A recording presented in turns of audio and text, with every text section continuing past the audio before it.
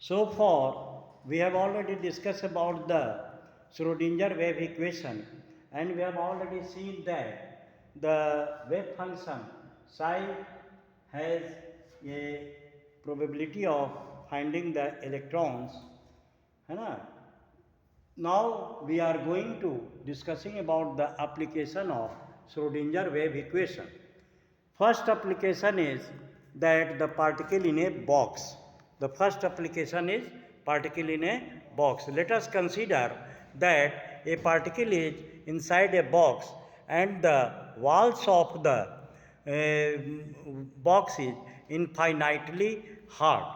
So the particle will confined in the box only, and the boundary condition is x बराबर 0 and wave will be 0 and x बराबर L, है ना. Boundary condition will x बराबर 0 and x बराबर L. The particle is perfectly elastic, and so the particle is bouncing along this L, and after bouncing it returns in the opposite direction. There is no loss of energy as the particle is perfectly elastic. The first application is the Schrodinger wave equation is the particle in a box. So we know that the Schrodinger wave equation is the del 2 psi upon del x square plus 2m upon h cross square E minus v psi is equal to 0. This is the equation number 1. And the boundary condition is x बराबर 0 and x बराबर L. As boundary condition are x is equal to 0 and less than 0, and x is greater than 0 and equal to x is greater than L and 0 and equal to L, क्योंकि wave हमारा इस L के बाहर नहीं पाया जाएगा और potential इसका हमारा जो भी है ना. तो अब हम लोग जानते हैं कि as psi is a function of x only. यहाँ पे साई हमारा जो है फंक्शन केवल हमारा एक्स डायरेक्शन की ओर ही जा रहा है ना, एक्स डायरेक्शन की ओर ही मूव कर रहे हैं. इसलिए इसको हम लोग पार्शियल डेरिवेटिव्स को हटा करके हम लोग क्या कर सकते हैं, replaced by the total derivatives. तो हम लोग लिख सकते हैं d two psi upon d x square, d two psi upon d x square, d two psi upon d x square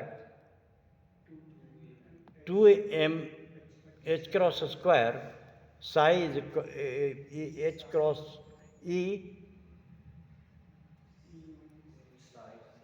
E psi is equal to 0, है ना. यहाँ पे हम लोगों ने लिखा है d two psi upon d x square plus 2m upon h cross square E minus V psi is equal to 0. This is the equation number 2, है ना. ये इक्वेशन नंबर 2 हो गया, क्योंकि यहाँ पे हम लोगों ने पार्शियल डेरिवेटिव्स को हटा दिया है और इसमें हमने टोटल लिख दिया, क्योंकि हमारा x की ओर पार्टिकल मूव कर रहा है.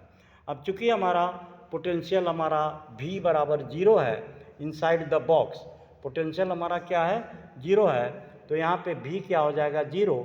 उस परिस्थिति में हम लोगों को हो जाएगा d two psi upon d x square plus 2m square 2m upon h cross E psi is equal to 0, है ना. तो हम लोगों को क्या कर सकते हैं, पॉसिबल सॉल्यूशन आएगा. अब इसको हम लोग लिख सकते हैं कि d two square plus mu psi is equal to 0. Since psi is equal to 0, auxiliary psi बराबर 0 है, तो इसका जो सहायक सॉल्यूशन होगा, ऑक्सिलरी सॉल्यूशन होगा d two square plus mu बराबर 0 और डी स्क्वायर बराबर माइनस म्यू, और d is equal to plus minus i under root mu और डी बराबर 0 plus minus i under root mu, है ना. The possible solution of equation 3 is psi is equal to e to the power x plus B cos under root mu x plus a sine mu x, b बराबर cos mu under root mu x plus a sine mu x. अब इस साई को हम लोग लिख सकते हैं psi बराबर A sine under root 2m e h cross square x plus B cos 2m e h cross square x. This is the समीकरण equation number 4। As A and B are constant can be evaluated. Boundary condition लगाने के बाद इसको हम लोग evaluate कर सकते हैं। बाउंड्री कंडीशन है साई बराबर 0 फॉर एक्स बराबर 0 एंड एक्स बराबर L. As cos is not equal to 0 therefore B बराबर 0।